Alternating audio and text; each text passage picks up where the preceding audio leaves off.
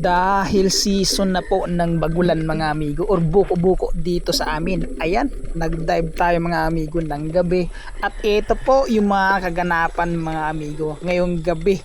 Ayan yung mga cuttlefish na to or buko-buko kung tawagin sa amin mga amigo. Ayan po. Talagang jackpot po yung gabi natin ngayon mga amigo. Kasi nga po dumagsa yung mga buko-buko dito po sa tabi. Talagang season po nila ngayon. Alright, tara, let's go mga amigo. At dito po mga amigo nag-umpisa ang lahat. Ayan po, 2 piraso po yung unang nakita natin.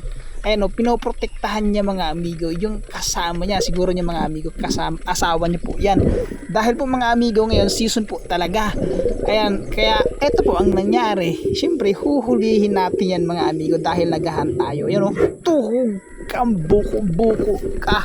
2 buko-buko yan mga amigo yung tinamaan. Kanya nga lang po yung isa hindi po talaga napuruhan, hindi po tumagos yung pana sa kanya, kaya po 1 piraso lang po yung ating nahuli dito mga amigo. Ang akala ko talaga mga amigo is 2 lang po yun. Magugulat kayo mga amigo dahil nang pagtingin ko po sa ilalim ng paglight ko, eto, grabe, kawan mga amigo, 3 piraso po mga amigo.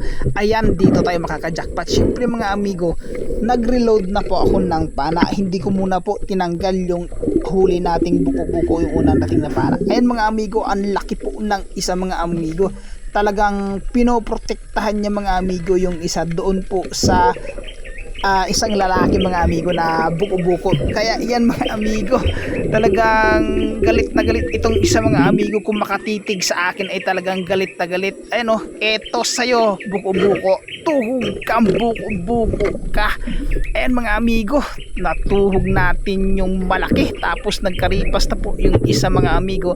At hindi ko na rin po talaga napansin mga amigo dahil lumabo na mga amigo yung dagat, nag-itim na dahil po sa kanilang tinta. At sinicure ko na itong 2 pirasong na pana natin mga amigo, at hinanap ko yung 2 at eto, natagpuan po natin mga amigo yung 2 naglalabing-labing. Eto po ang ginawa ko mga amigo, dinahandahan ko mga amigo na talagang mapupuruhan yung isa. Tuhog kang buko-buko ka. Ayan, pagkapana natin ng isa mga amigo, syempre po ang ginawa natin, sinundan ko ng sinundan mga amigo yung isa para naman hindi talaga lumayo at hindi makawala, para mahuli natin po talaga yung 2 pirasong buko-buko mga amigo. Syempre nag-reload po tayo ng pana, at pagka-reload po ng pana mga amigo, eto na ang nangyari. Syempre diretso tayo dive dahil eto na siya. Ayan po, tuhog kang buko-buko ka. Ano po ang tawag nyo sa ganitong klase ng seafoods mga amigo? Sa amin po kasi ay buko-buko. Yung iba po bagulan. Yung bagulan kasi mga amigo sa amin ay umaabot po ng tag 5 kilo hanggang 8. Ito po kasi mga amigo yung buko-buko ay hindi aabot ng tag 2 kilo mga amigo. Alright? Alam nyo mga amigo, napakasarap po nito mga amigo sa adobo at sa calamares. At hindi lang po yan ang nahuli natin mga amigo.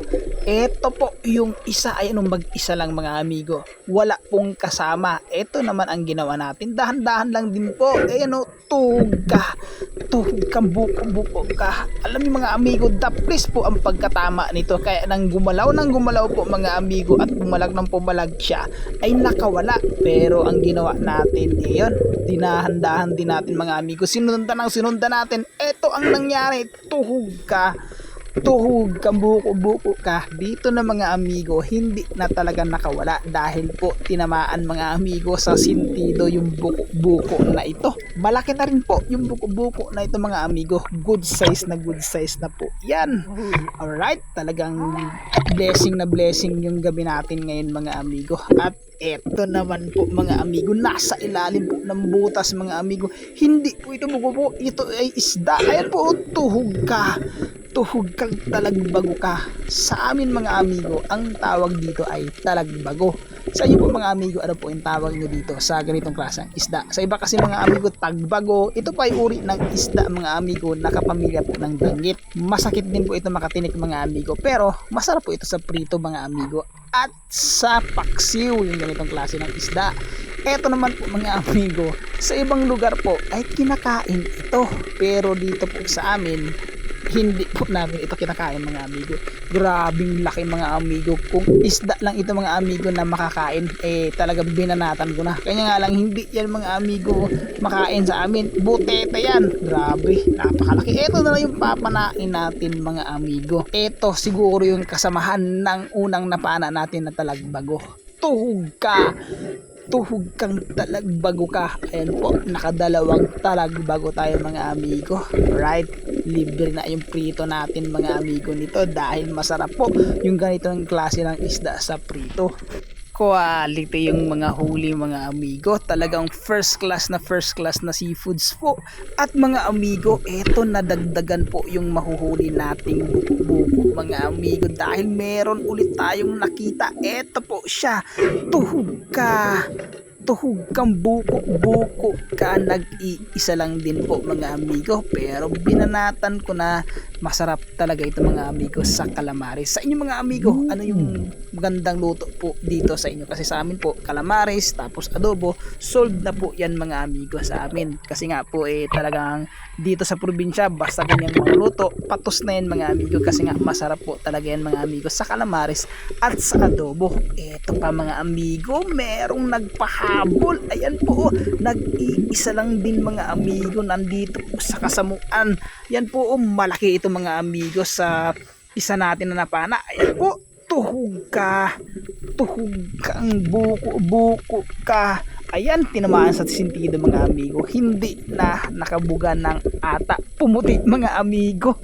Right, sa English mga amigo, ang tawag dito ay cuttlefish. So magkaiba siya mga amigo ng squid pusit. Ito sa amin ay cuttlefish po mga amigo yung sa English, or buko-buko naman po sa Tagal, sa amin ang tawag, sa iba ay bagulan. Right mga amigo, jackpot mga amigo. Kaya sa atin ay sipag at tiyaga lang po dito sa probinsya mga amigo. Tapos syempre samahan po natin ng dasal para po marami po yung blessing na nabigay sa atin ni Lord, and then safety po tayo parati. Alright, nasa tabi na ka mga amigo.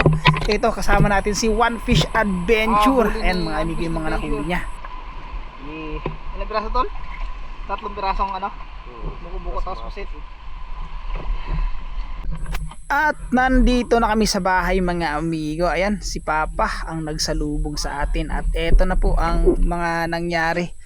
At syempre mga amigo, talagang blessing na blessing dahil napakarami po ng nakahuli natin. At saglit lang kaming namana ni One Fish Adventure mga amigo. Hindi po kami umabot ng 3 oras, parang 2 oras lang mga amigo. Pero ganito na po yung mga nahuli namin. Talagang blessing na blessing po talaga yung gabing ito. Alright mga amigo, sa mga gusto pong mag-follow ng ating Facebook page mga amigo, meron po tayong Facebook page at meron din po tayong TikTok account po mga amigo sa TikTok. Ayan, sa mga gusto pong bumili ng mga gadget po na pang dive, follow nyo po ako mga amigo sa ating TikTok account po mga amigo. Dave Amigo TV din po mga amigo ang ating TikTok account. Pwede po kayo mag-order doon mga amigo ng mga flashlight po na ginagamit ko.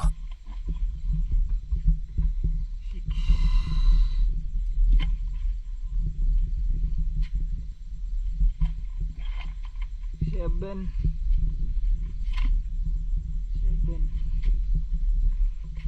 isda, 2 talagbagong isda. Ayan, siyang natrasang huli natin mga amigo, pero 2 isda tapos mga cuttlefish or buko-buko. Ayan, jackpot, grabe, ang dami.